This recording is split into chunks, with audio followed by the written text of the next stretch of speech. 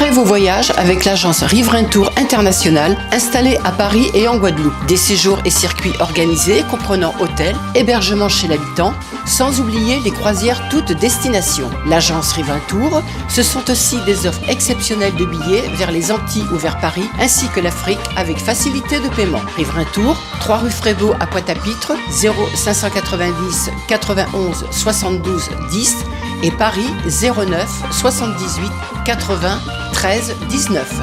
À Paris comme en Guadeloupe, l'équipe Riverain Tour sera toujours à votre écoute. Guadeloupe, actualité.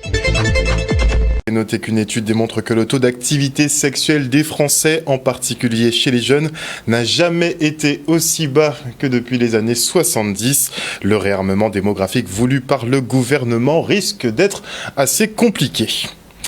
Et on débute avec le ras-le-bol des élèves du lycée Sonny Rupert à Sainte-Rose. Lassés du manque d'écoute de la direction, ils ont bloqué l'établissement ce matin.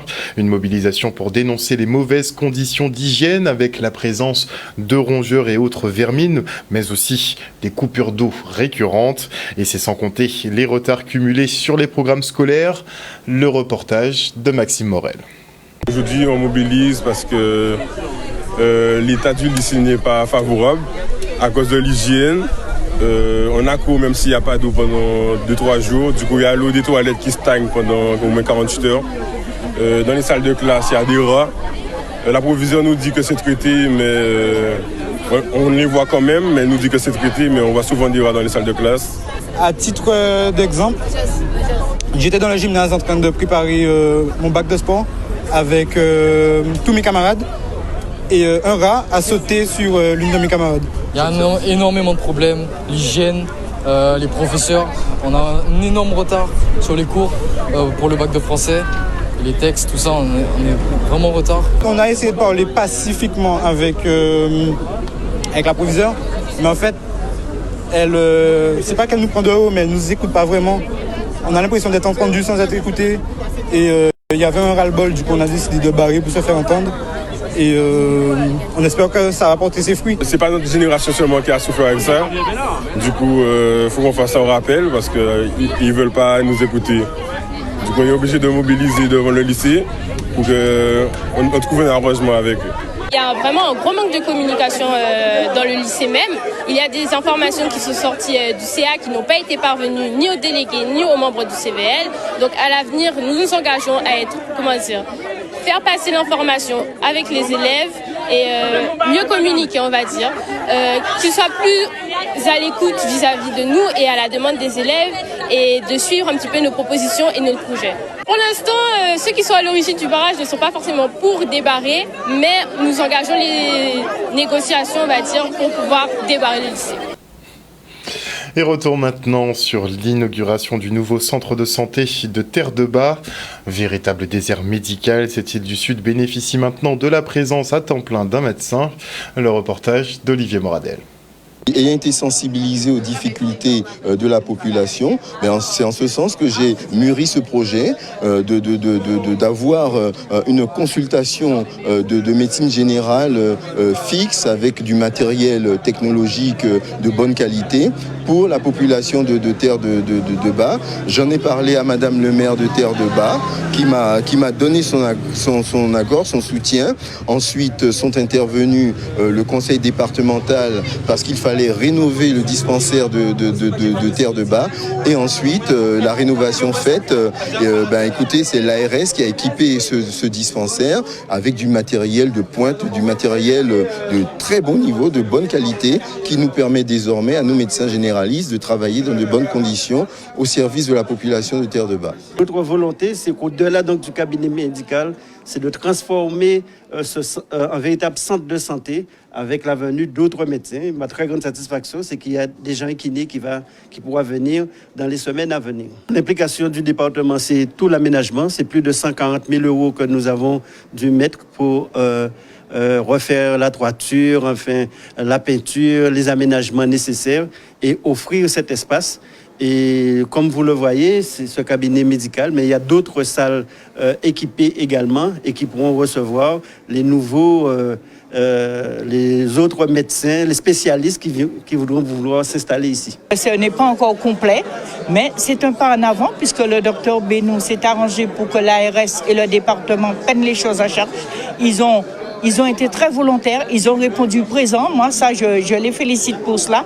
Et donc, moi, je dirais que maintenant, quand même, la population est satisfaite des services qui sont mis à leur disposition, puisque c'est un médecin généraliste, bien sûr, mais qui a fait que l'ARS dote le dispensaire de certains appareils et maintenant une échographie, un Doppler ou même un électrocardiogramme pourrait être fait chez nous. Donc c'est déjà beaucoup en avant et je tiens à féliciter également un jeune Saint-Trois qui est kiné, qui a fait le vœu de venir s'installer à Terre-de-Bas, ne serait-ce que pendant 3 jours où il va pratiquer. Ça, je le félicite pour ça et je dirais, là encore, ce sera un autre pas en avant. Je suis de Terre-de-Bas, c'est un de mes premiers combats au Sénat.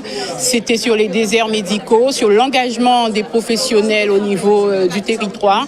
Et donc, je suis très contente d'être ici parce que je crois que Madame le maire a marqué un point aujourd'hui. À mi-mandature, Madame le maire prouve qu'on est capable d'avoir un centre médical à Terre-de-Bas avec des professionnels engagés. Nous avions déjà 2 médecins sur l'île. Monsieur Benou, le docteur Benou, arrive à Terre-de-Bas et a commencé ses consultations. Donc un grand plaisir d'être à Terre-de-Bas pour inaugurer ce centre médical. Il y a déjà un médecin qui vient le lundi, mon collègue qui habite Terre-de-Haut, qui donc, lui, il vient le lundi, il quitte Terre-de-Haut pour venir ici. Moi, mon cabinet principal se trouve à Petit-Bourg. Donc, du coup, du vendredi au dimanche, je viendrai exercer non seulement en recevant les patients dans le cadre de consultations classiques, mais également en assurant la garde médicale du vendredi jusqu'au dimanche matin. Il reste effectivement à trouver une solution pérenne pour un autre désert médical qu'est l'île de la Désirade. Et on enchaîne avec l'ouverture du pont aux Écrevisses à Saint-Claude, fortement mise à mal lors des dernières intempéries. L'ouvrage, qui a tout de même 70 ans, a bénéficié d'un petit check-up. On fait le point avec Claudio Di Domenico, directeur de GTA. Il faut savoir quand même que ce pont avait 70 ans. C'est un pont qui a travaillé, qui a bien travaillé et qu'il faut entretenir. L'entretien courant de ce pont-là était difficile à réaliser et n'apportait pas les garanties nécessaires. Donc la région nous a appelés pour nous demander si nous pouvions proposer une solution qui permettrait de rallonger la vie de cet ouvrage pour permettre le passage de la ravine aux Écrevisses. Nous avons lancé les études avec l'autorisation de la région. Nous avons lancé des études de structurantes, de descente de charge, de notes de calcul d'étaiement. Et avec l'entreprise Altrad et sa filiale anglaise MKD, nous avons proposé un principe d'étaiement pour reprendre les charges de l'ouvrage avec une circulation à 2 voies et une circulation roulante de 32 tonnes sur l'ouvrage, permettant aux usagers et aux usines par Touba de fonctionner. Les essais de chargement préalables ont été réalisés la semaine dernière. Nous avons fait passer 2 camions, nous avons positionné 2 camions 32 tonnes comme la note de calcul et la zone de trafic demandait. On a relevé la flèche de l'ouvrage. Elle a été largement concluante puisqu'on a obtenu que 2 mm de flèche au lieu de 13 prévus. Donc on est largement au-dessus de ce que nous attendions, ce qui est très bien, c'est très sécuritaire. Et aujourd'hui, le président de région peut réouvrir l'ouvrage à une circulation normale. Nous remercions l'entreprise qui a été chercher l'expertise jusqu'en Angleterre pour renforcer. Nous espérons simplement que le provisoire ne restera pas définitif. Néanmoins, aujourd'hui, nous sommes rassurés car notre population peut, en toute quiétude, passer sur ce pont. L'unique pont pour le moment, puisque le pont de Saint-Louis est peut-être en confection ou en conception, mais en tout cas, nous l'attendons également. Aujourd'hui, quand même, une population peut se mouvoir, peut circuler en toute sécurité, ainsi que, oui, les eaux vives, puisque nous avons une clinique dans les hauteurs de Papaye.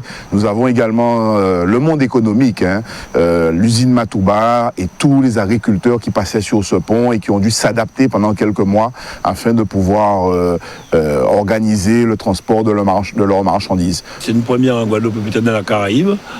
Pendant 2 ans, nous allons effectivement contrôler, comme je vous ai expliqué, avec des capteurs qui sont là pour savoir si ça tient. Mais tout de suite, nous avons lancé aussi des études pour reconstruire un nouveau pont. Il y a des milliers de personnes qui habitent de l'autre côté du pont. Il y a aussi la clinique qui est de l'autre côté. On ne peut pas se permettre d'isoler ces personnes de l'autre côté de la Guadeloupe. Et vous l'avez entendu, il ne faut pas que le provisoire reste définitif. 5 Guadeloupéens ont reçu ce week-end leur certificat de langue hindi. Voilà plusieurs mois qu'ils travaillent tous à la maîtrise de ce dialecte qui ne fait pas du tout partie de leur quotidien. Un beau challenge en tout cas qui rapproche nos peuples. Regardez. Nous sommes au Conseil guadeloupéen pour les langues indiennes à Pointe-à-Pitre pour la cérémonie quelque peu solennelle de remise des certificats de hindi. C'est l'aboutissement d'un travail de près de 2 ans qui a permis à 5 candidats de recevoir un diplôme qui sanctionne, disons, une certaine maîtrise de la langue hindi. Les élèves sont vraiment donnés pour cette examination, surtout comme c'était pas leur langue et c'est pas une langue qu'on communique normalement en Guadeloupe, donc c'était pas facile. Honnêtement, c'était pas facile, mais je suis fière de chacun des élèves et M. Fred Negrit et toute l'équipe. Chacun a donné, chacun a travaillé. Et je pense que c'est pas juste une réussite pour les élèves ou pour l'association. Je pense que c'est une réussite pour Guadeloupe. J'ai commencé les cours au CGPLI en 2022. Et je faisais ça en parallèle avec un emploi que j'avais à l'époque. Et ça a été une aventure assez difficile, mais je suis contente au final d'avoir obtenu ce diplôme. Pour moi, c'est vraiment une consécration et ça m'encourage à continuer sur cette voie. Il est important pour la culture guadeloupéenne, puisque cela sanctionne, si vous voulez, une certaine maîtrise d'une des langues que les Indo-Guadeloupéens ont dans leur culture, si vous voulez, mais surtout, c'est ça qui est le plus important pour moi, c'est un apport, me semble-t-il, essentiel dans l'enrichissement de la culture guadeloupéenne. C'est normal d'avoir des appréhensions au départ parce que c'est une langue qui reste dans la famille du français, puisque c'est une langue indo-européenne, mais qui s'en éloigne quand même assez. Et ça peut faire peur au départ, mais c'est justement ce qui est intéressant, parce que ça permet vraiment d'ouvrir ses horizons et de découvrir d'autres cultures aussi. Et donc j'encouragerais les gens à relever le défi et de pas avoir peur en fait. Il faut vraiment se lancer dans le bain. Comme je dis tout à l'heure, we can et hum honge kamyab. En hindi, ça veut dire on va tous réussir si on travaille. Et les internautes adressent toutes leurs félicitations à Dimitri Gobardan qui fait partie de la Team Info et qui a donc reçu son diplôme d'Hindi. Et on enchaîne avec la cérémonie d'ouverture du mois de l'Afrique 2024. Et pour cette nouvelle édition, c'est le panafricanisme qui est au cœur des débats. L'occasion d'en savoir plus sur ce mouvement né au temps des abolitions et qui vise à unifier les Africains du continent et de la diaspora. Une idéologie politique pour libérer l'Afrique des pilleurs et autres seigneurs de guerre. Regardez. Nous sommes actuellement à la médiathèque du Lamentin pour l'ouverture du mois de l'Afrique. Et nous avons pu faire cette ouverture du mois de l'Afrique avec des chants divers, gospel, Bouladjel, qui a terminé vraiment en apothéose cette soirée. Et voilà, et nous avons pu présenter le programme du mois de l'Afrique et parler du panafricanisme vu par différents membres, différents sujets du continent ou de la Guadeloupe. J'invite tous les Guadeloupéens, toutes les Guadeloupéennes à venir participer au mois de l'Afrique qui se déroule entre le 3 février et le 1er mars. Il y a différents types de manifestations qui vont de la conférence à l'élection de la reine de Saba, en passant par le week-end au retour naturel, des pièces de théâtre, Donc vraiment une manifestation diverse et variée, une soirée jeu également pour apprendre en jouant. Donc c'est un grand événement autour de notre culture, de notre ancestralité, de nos origines africaines, et pour que nous puissions nous ancrer et puis que nous puissions avoir une identité forte ici en Guadeloupe. L'idée, c'est d'emmener des conférenciers, de créer des moments d'échange afin qu'on puisse parler, échanger, s'instruire, se documenter sur des thématiques, les différentes thématiques qui seront abordées au cours du mois de l'Afrique. Et cette année, c'est le panafricanisme qui a été choisi comme thématique parce que c'est une notion dont on entend parler, mais on ne sait pas vraiment ce que c'est. Est-ce que c'est une notion qui nous intéresse ou est-ce que, franchement, avec tous les soucis qu'on a, est-ce qu'on a aussi besoin du panafricanisme? Voilà, c'est ça, c'est un peu ça l'idée. Mais c'est aussi rester toujours ancré dans notre histoire, dans notre culture et ne pas se déconnecter de la Guadeloupe. Donc il y a aussi des interventions qui vont nous permettre de nous connecter à l'Afrique, mais aussi de rester vraiment souchés dans ce que nous sommes au quotidien, dans ce que nous faisons tous les jours.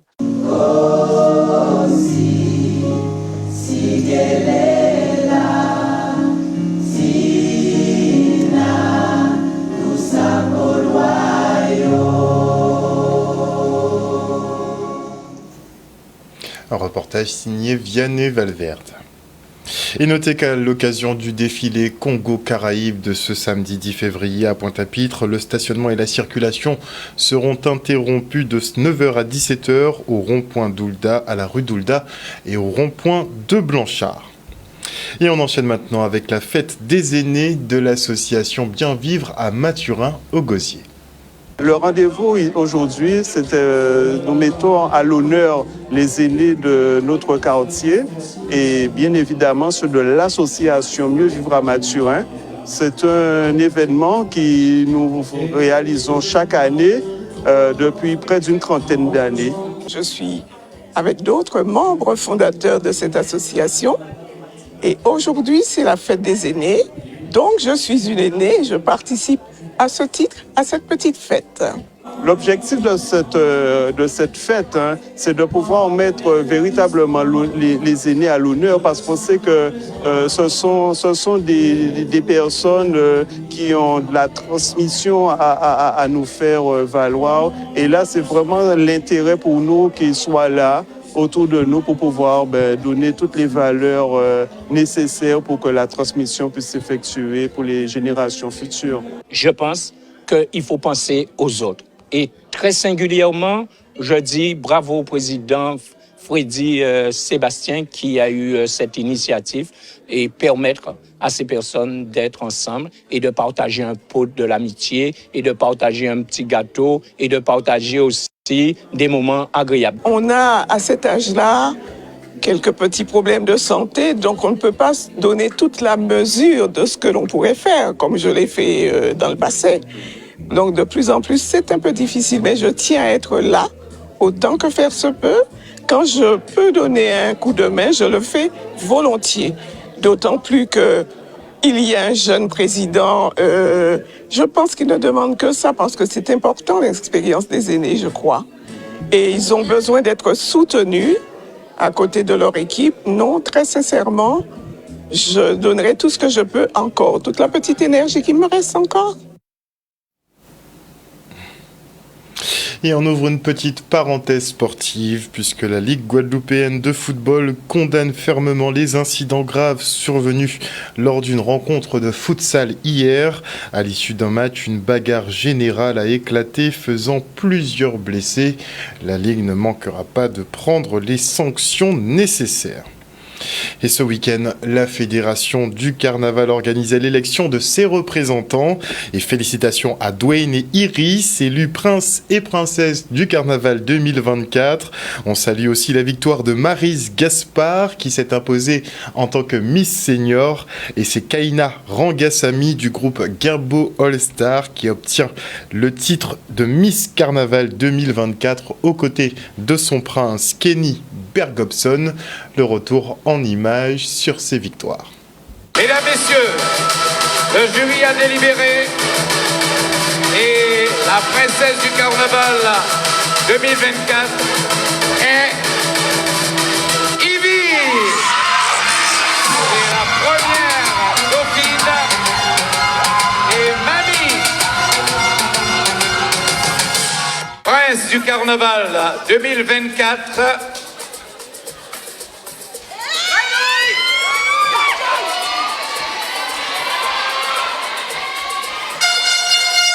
Il s'agit de Dwayne.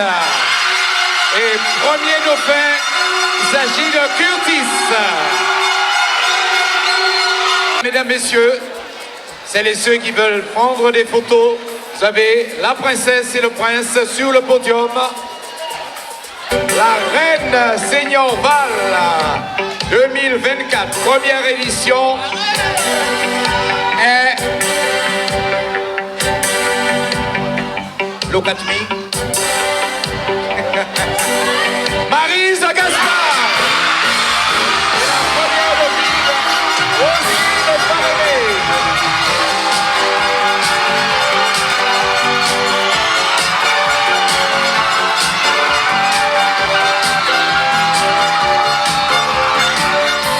Mesdames, Messieurs, est élu Mystère Carnaval 2024 avec un total de 185 points et le premier dauphin un total de 182 points.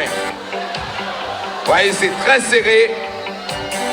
Sans vous faire baver, le mystère est Kenny Bergobson. Et le premier dauphin, Grégory Kouchi.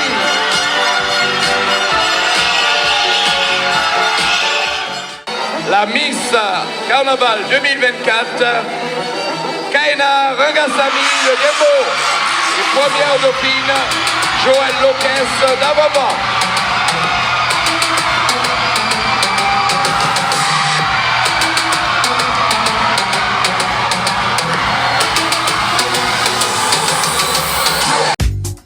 Au News Radio, c'est toutes les musiques du monde et des régions d'outre-mer.